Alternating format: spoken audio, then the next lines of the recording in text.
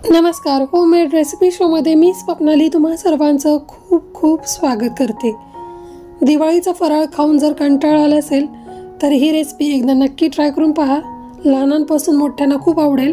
विशेष म्हणजे अवघ्या 10 मिनिटांमध्ये ही रेसिपी तयार होते। ही रेसिपी बनवण्यासाठी इथे मी एक जुडी कोथिंबीर स्वच्छ निवडून घेतलेली आहे। निवडल्यानंतर पाण्याने धुवून घ्यायची। धुतल्यानंतर स्ट्रेनरमध्ये नितळण्यासाठी ठेवायची आणि कोथिंबीरीतील संपूर्ण पाणी निथळून गेलं की ती कोथिंबीर लहान लहान आकारामध्ये कट करून घ्यायची।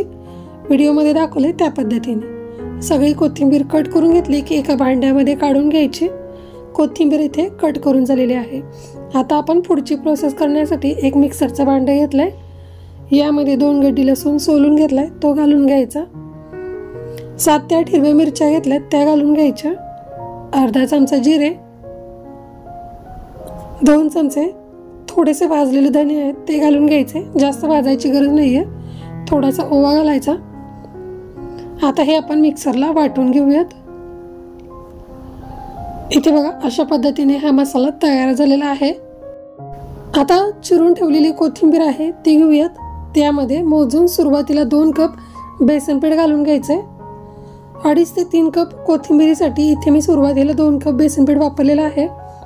आता यामध्ये अर्धा चमचा हळद घालूया, अर्धा चमचा गरम मसाला, 1 छोटा चमचा हिंग, भाजलेले पांढरे तीळ 2 चमचे घालायचे। लाल तिखट आवडीनुसार यामध्ये घालून घ्यायचं। पाऊण चमचा मीठ वापरलेला आहे, तुम्ही चवीनुसार मीठ यामध्ये घालून घ्या। सर्वात आधी आपण हे संपूर्ण कोरडे मसाले आहेत ते एकसारखे मिक्स करून घेऊयात। आता तयार केलेले मिक्सरच्या भांड्यामध्ये वाटण आहे, ते वाटण आपण यामध्ये घालून घेऊयात। संपूर्ण वाटण यामध्ये घालून झालं की आता हाताने आपल्याला हे पीठ एकसारखं मळून घ्यायचंय। कोथिंबीर आपण पाण्याने धुतल्यानंतर पूर्णपणे कोरडी करून घेतली होती। यासाठी यामध्ये आपल्याला थोडं थोडं पाणी घालून याचा घट्टसर गोळा मळून घ्यायचा आहे। जर कोथिंबीर ओली असेल तर पीठ थोडं जास्त लागतं। आता इथे आपण अगदी घट्टसर याचा गोळा मळून घेण्यासाठी अजून थोडंसं बेसन पीठ यामध्ये घालून अशा पद्धतीने याचा घट्टसर गोळा मळून घेतलेला आहे।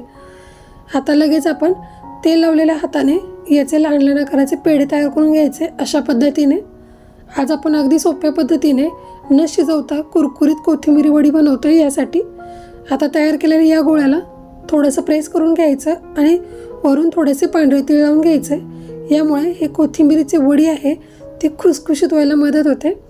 अशाच पद्धतीने आपण तेल लावलेल्या हाताने संपूर्ण या पिठाचे अशा पद्धतीने वडे तयार करून घ्यायचे आणि वरून थोडेसे पांढरे तीळ लावून घ्यायचे आणि गरमागरम तेलामध्ये कुरकुरीत होईपर्यंत तळून घ्यायचे। सुरुवातीला गॅस मोठा होता, तळत असताना गॅस लहान करायचा आणि अगदी कुरकुरीत होईपर्यंत हे कोथिंबीरीचे वडे आहेत ते तळून घ्यायचे। अगदी झटपट तयार होतात। 10 मिनिटांमध्ये ही रेसिपी खाण्यासाठी तयार होते। छान असा याला रंग आला की लगेच तेलातून बाजूला काढून घ्यायचे।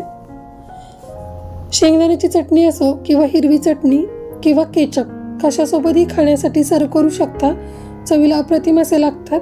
बनवायला खूप सोपे आहेत, कमी वेळामध्ये तयार होतात। सर्वांनाच आवडेल अशी ही रेसिपी आज आपण बनवलेली आहे। अतिशय कुरकुरीत अशी ही रेसिपी तयार झालेली आहे। व्हिडिओ आवडला तर व्हिडिओला लाईक करा, शेअर करा, चॅनलला सबस्क्राईब करा। पुन्हा भेटू, धन्यवाद।